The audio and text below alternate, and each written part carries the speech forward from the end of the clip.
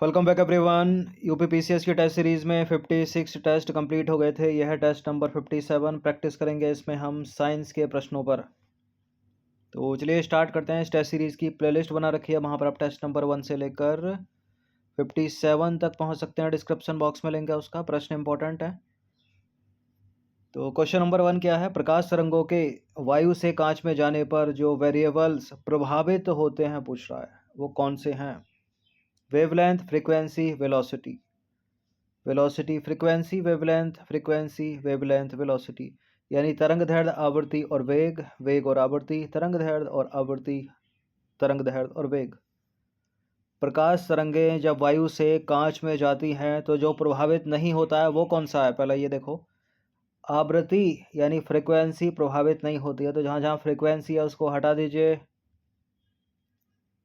तो इसका आंसर क्या हो जाएगा? वेवलेंथ और वेलोसिटी प्रभावित होगा, यानी वेग प्रभावित होगा और तरंग दैर्ध्य प्रभावित होगी। तो डी है इसका आंसर। देखिए, जब कोई प्रकाश तरंग वायु से कांच या एक माध्यम से दूसरे माध्यम में जाती है तो प्रकाश की आवृत्ति वही रहती है, यानी फ्रीक्वेंसी नहीं बदलती। बदलता है तो वेवलेंथ और वेलोसिटी, तरंग दैर्ध्य और वेग। दूसरा प्रश्न है, पूर्ण आंतरिक परावर्तन यानी टोटल इंटरनल रिफ्लेक्शन होता है जब प्रकाश जाता है हीरे से कांच में, वायु से जल में, वायु से कांच में, जल से कांच में। टोटल इंटरनल रिफ्लेक्शन कैसे होगा? जब प्रकाश हीरे से कांच में जाएगा। ये लाइट टॉपिक है, ठीक है, स्कूल में पढ़ा होगा आपने। देखिए, जब प्रकाश की किरण किसी सघन माध्यम से विरल माध्यम में प्रवेश करती है तो आपतन कोण के क्रांतिक कोण से अधिक हो जाने पर अपवर्तित किरण सघन माध्यम में वापस लौट आती है, जिसे पूर्ण आंतरिक परावर्तन कहते हैं प्रकाश का। दिए गए प्रश्न में हीरे का अपवर्तनांक कांच से अधिक होने के कारण हीरे से कांच में प्रकाश के जाने पर पूर्ण आंतरिक परावर्तन होगा, यानी टोटल इंटरनल रिफ्लेक्शन होगा। एंडोस्कोपी हो गई, रेगिस्तान में मृग मरीचिका का बनना, हीरे का दीप्तिमान होना, ये सारे के सारे पूर्ण आंतरिक परावर्तन के उदाहरण हैं, प्रकाश के पूर्ण आंतरिक परावर्तन के। तीसरा प्रश्न है, प्रकाश सजावट तथा विज्ञापन के विसर्जन नलिकाओं में प्रयुक्त होने वाली गैस कौन सी है? नियॉन, सल्फर डाइऑक्साइड, अमोनिया या कार्बन डाइऑक्साइड। प्रकाश सजावट, विज्ञापन के लिए विसर्जन नलिकाओं में प्रयुक्त होने वाली गैस, यह है नियॉन, ऑप्शन नंबर डी। देखिए, नियॉन गैस जो है वो विसर्जन लैंपों एवं ट्यूबों तथा प्रतिदीप्ति बल्बों में भरी जाती है। Neon gas is filled in discharge lamps, tubes and fluorescence bulbs. जितनी भी टेस्ट सीरीज चल रही हैं इन सभी की आप फुल टेस्ट सीरीज प्राप्त कर सकते हैं। नंबर इस पर कॉल या व्हाट्सएप करके। सब्सक्राइब रखिएगा सिविल सर्विस स्टडी चैनल को। क्वेश्चन नंबर 4 है, साबुन के पतले झाग में चमकदार रंगों का बनना किस घटना का उदाहरण है? साबुन का झाग देखा होगा आपने, बनाया भी होगा, ठीक है। चमकदार रंग उसमें दिखते हैं तो वो प्रकाश की कौन सी घटना है? वो बहुलित परावर्तन और व्यतिकरण यानी मल्टीपल रिफ्लेक्शन और इंटरफेरेंस, बहुलित अपवर्तन और परिक्षेपण यानी मल्टीपल रिफ्रैक्शन और डिस्पर्सन, विवर्तन और परिक्षेपण यानी dispersion and diffraction and dispersion, ध्रुवण और व्यतिकरण यानी पोलराइजेशन और इंटरफेरेंस। देखिए, साबुन के बुलबुलों में जो रंग बनते हैं वो व्यतिकरण के कारण बनते हैं, इंटरफेरेंस ऑफ लाइट। लेकिन यहाँ दो दो हैं, तो जहाँ जहाँ डिस्पर्सन इंटरफेरेंस नहीं है उसको हटा दीजिए। ये बनेगा, एक तो बहुलित परावर्तन से बनेगा यानी मल्टीपल रिफ्लेक्शन की वजह से बनेगा, और इंटरफेरेंस से। ये है इसका आंसर। अगर ये नहीं आएगा तो ये हमेशा आएगा इंटरफेरेंस यानी व्यतिकरण, तो वो भी सही हो जाएगा। ये CAPF असिस्टेंट कमांडेंट में प्रश्न पूछा गया था 14 या 15 में, तो सीधा व्यतिकरण दिया था उसमें, इंटरफेरेंस ऑफ लाइट।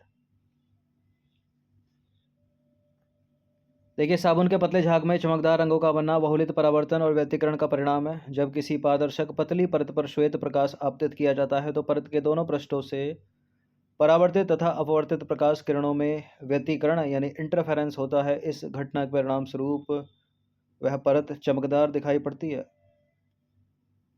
पांचवा प्रश्न है, निम्नलिखित ऊर्जा रूपांतरणों में से किसके द्वारा प्रकाश संश्लेषण की क्रिया संपादित होती है? प्रकाश से रासायनिक ऊर्जा, प्रकाश से ताप ऊर्जा, ताप से जैव रासायनिक ऊर्जा, प्रकाश से गतिज ऊर्जा।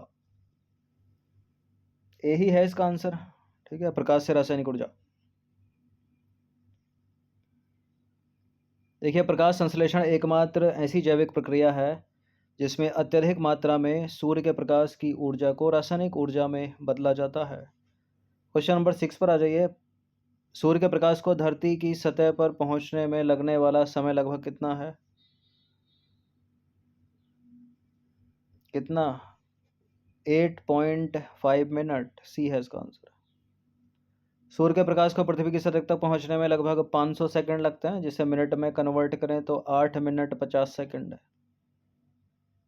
क्वेश्चन नंबर 7 पर आ जाइए। प्रकाश की गति निम्नलिखित में से किसके बीच में जाते हुए न्यूनतम होगी? कांच, निर्वात, जल, वायु। प्रकाश सबसे धीरे चलेगा कांच में और सबसे तेज चलेगा वैक्यूम निर्वात में भी। देखिए, जिस वस्तु या पदार्थ का अपवर्तनांक अधिक होता है उसमें प्रकाश की गति न्यूनतम होती है। कांच, निर्वात, जल, वायु में कांच का अपवर्तनांक सबसे अधिक होता है, इसलिए प्रकाश की गति कांच में न्यूनतम होती है। ठीक है, कांच का, निर्वात, जल तथा वायु में से कांच का अपवर्तनांक सबसे अधिक होता है, तो प्रकाश की गति सबसे धीमी उसी में। क्वेश्चन नंबर 8 पर आ जाइए। मृग मरीचिका का बनना क्यों बनती है? मृग मरीचिका, द रीजन ऑफ माइलेज। प्रकाश के व्यतिकरण के कारण, प्रकाश का विवर्तन के कारण, प्रकाश के ध्रुवण के कारण, प्रकाश के पूर्ण आंतरिक परावर्तन के कारण। ऊपर था एक्सप्लेनेशन में। ठीक है, ऐसा होता नहीं है लेकिन दिखाई देता है। मृग मरीचिका एक दृष्टि भ्रम है। ये देखिए, इस तरह से दिख रहा है कि जैसे पानी पड़ा हो सड़क में या कोई छाया जैसी चीज़, लेकिन ये होती नहीं है। पास जाओगे तो बिल्कुल इसी तरह की रोड वहाँ पे दिखाई देगी। तो यह दृष्टि भ्रम है, ऐसा होता नहीं है लेकिन दिखता है। किसके कारण? प्रकाश के पूर्ण आंतरिक परावर्तन के। डी है इसका आंसर। बहुत पूछा गया एग्जाम में। मृग मरीचिका का कारण प्रकाश का पूर्ण आंतरिक परावर्तन है। मृग मरीचिका एक प्रकार का वायुमंडलीय दृष्टि भ्रम है, इल्यूजन है, जिसमें प्रेक्षक अस्तित्व विहीन जलाशय या दूरस्थ वस्तु के उल्टे या बड़े आकार के प्रतिबिंब या अन्य अनेक प्रकार के विरूपण देखता है। ठीक है, प्रेक्षक कोई भी हो सकता है। क्वेश्चन नंबर 9 पर आ जाइए। वायुमंडल में प्रकाश के विसरण का कारण क्या है? वायुमंडल में प्रकाश कैसे विसरण करता है? डस्ट पार्टिकल के द्वारा करेगा, यानी धूल कण के द्वारा भी है इसका आंसर।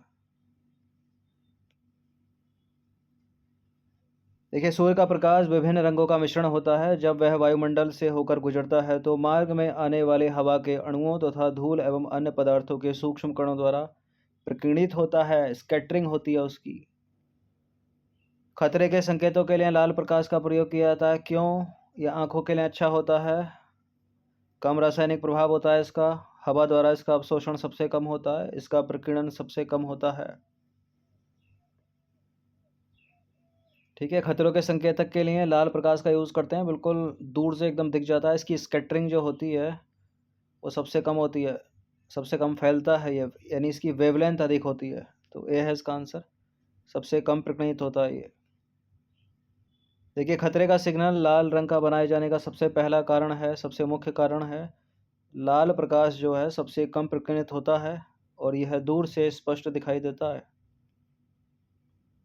क्वेश्चन नंबर 11 पर आ जाइए। सूर्य के प्रकाश के अदृश्य भाग से प्रकाश संश्लेषण किया जाता है। कुछ photosynthesis is done by invisible part of sunlight, by trees, by bacteria, by fungus, by virus।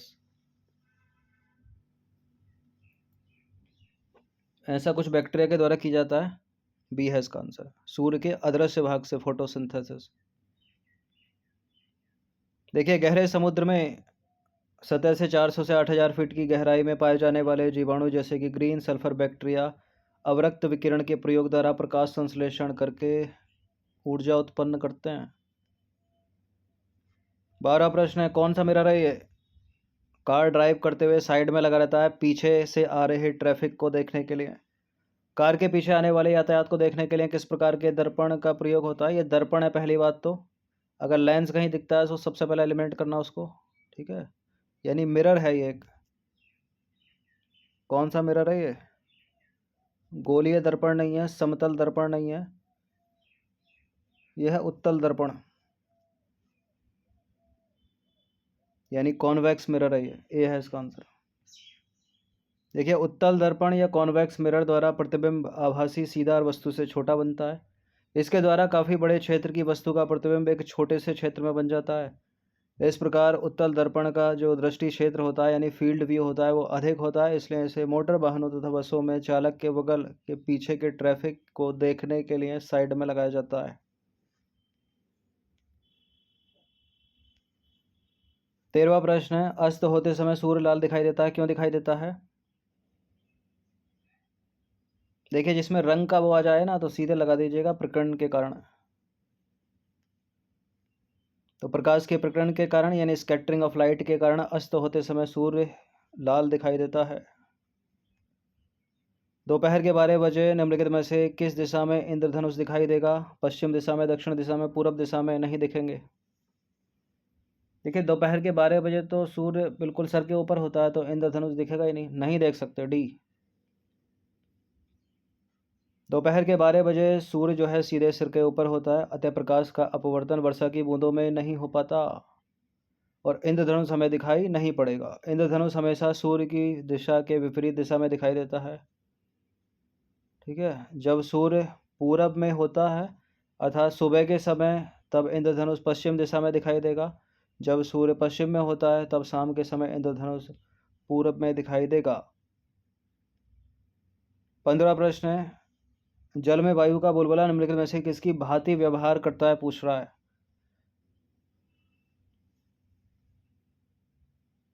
देखिए, पानी में जो वायु का बुलबुला होता है वो उत्तल लेंस होता है, ठीक है, और वो अवतल लेंस की तरह व्यवहार करता है, तो डी है इसका आंसर।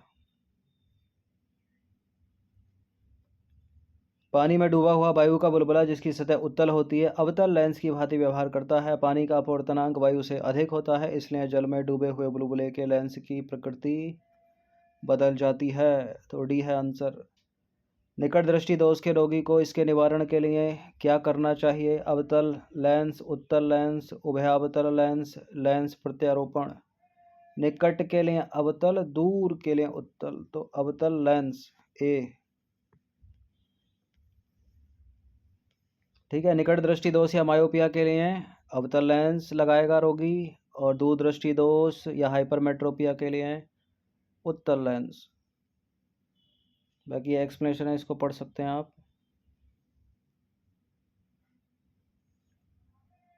चलिए क्वेश्चन नंबर 17 पर आ जाइए। निम्नलिखित में से किस पदार्थ का प्रयोग उत्तल लेंस बनाने के लिए नहीं किया जाता?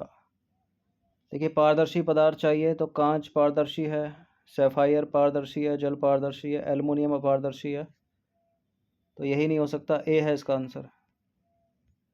कांच, सैफायर और पानी सभी पारदर्शी पदार्थ हैं, उनका उपयोग लेंस बनाने के लिए किया जा सकता है, लेकिन एल्युमिनियम एक अपारदर्शी पदार्थ है, इसका उपयोग किसी भी प्रकार के लेंस को बनाने के लिए नहीं किया जा सकता। अपारदर्शी वस्तुएं को क्या होती हैं, स्कूल में पढ़ी होंगी, ये प्रकाश को अपने आर पार गुजरने नहीं देती। उदाहरण के तौर पर लकड़ी, धातु, कंक्रीट, कोयला आदि। सैफायर की बात करें तो सैफायर यह एक रत्न और पारदर्शी पदार्थ है, इसका प्रकाश इसके माध्यम से गुजर सकता है, इसका उपयोग हम उत्तल लेंस बनाने में कर सकते हैं। ये सदिश राशियाँ, अदिश राशियाँ भी पढ़ी होंगी। सदिश राशियों के एग्जाम्पल पूछ लेते हैं, कौन सी सदिश राशि है इसमें? ताप एक अदिश राशि है, दाब एक अदिश राशि है, दूरी एक अदिश राशि है, वेग, आवेग, संवेग, विस्थापन, बल, ये सभी सदिश राशियाँ हैं।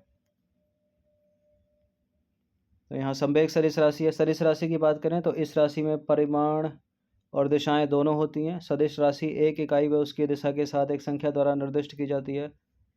सदिश राशि के एग्जाम्पल देखें तो वेग, विस्थापन, संवेग, विद्युत क्षेत्र, भार, बल, त्वरण। अदिश राशियों की बात करें तो अदिश राशि में केवल परिमाण होता है, दिशा नहीं होती इसमें, और परिमाण दिशा सदिश राशियों में होती है। एक अदिश राशि को उचित इकाई के साथ एक एकल संख्या द्वारा निर्दिष्ट किया जा सकता है। फॉर एग्जाम्पल, अदिश राशि द्रव्यमान, मात्रा, घनत्व, समय, तापमान, विद्युत प्रवाह, दूरी, ऊर्जा, गति, ये सब अदिश राशियां हैं। सबसे ज़्यादा पूछा जाता है ऊर्जा को, दूरी को, गति को, समय को भी, तापमान को भी, द्रव्यमान को भी। क्वेश्चन नंबर 19 है, बल होता है क्या? सदिश मात्रा, अदिश मात्रा, गैर रैखिक समीकरण, इनमें से कोई नहीं। तो मात्रा यानी राशि एक ही बात है, तो बल ऊपर तो था एक्सप्लेनेशन में। बल एक सदिश राशि है, बी। देखिए सदिश राशियां विस्थापन, वेग, त्वरण, बल, संवेग, विद्युत क्षेत्र, भार, ये सारी की सारी सदिश राशियां हैं। 20वां प्रश्न है और ये अंतिम प्रश्न है। सेल्सियस पैमाने में 32 डिग्री फ़ारेनहाइट का मान कितना होता है?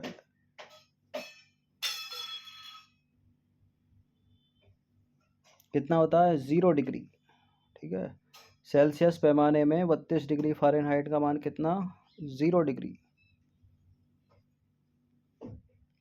देखिए सेल्सियस का पैमाना इस तरह से सेट किया जाता है कि 0 डिग्री सेल्सियस वह तापमान होता है जिस पर बर्फ़ पिघलती है, और पैमाने के दूसरे छोर पर 100 डिग्री सेल्सियस पानी का क्वथनांक होता है। इसको आप पढ़ सकते हो। ठीक है, 32 डिग्री फ़ारेनहाइट 0 डिग्री सेल्सियस के बराबर है। सीधे सीधे याद रखिए, अगर इसको नहीं देखना या पढ़ना है, समझना है, तो अगर एग्ज़ाम में पूछ ले तो 32 डिग्री फ़ारेनहाइट 0 डिग्री के बराबर। क्योंकि बहुत सारे प्रश्न ऐसे हैं इनमें संख्या नहीं बदलती, सीधे सीधे पूछेगा। ठीक है, इसको भी नहीं चेंज करेगा। तो ये 20 प्रश्न थे साइंस के, इनकी प्रैक्टिस आप कर लीजिएगा। बाकी इन सभी का फुल टेस्ट सीरीज़ प्राप्त कर सकते हैं नंबर इस पर कॉल या व्हाट्सएप करके, फिर टेलीग्राम ग्रुप से जुड़कर। धन्यवाद।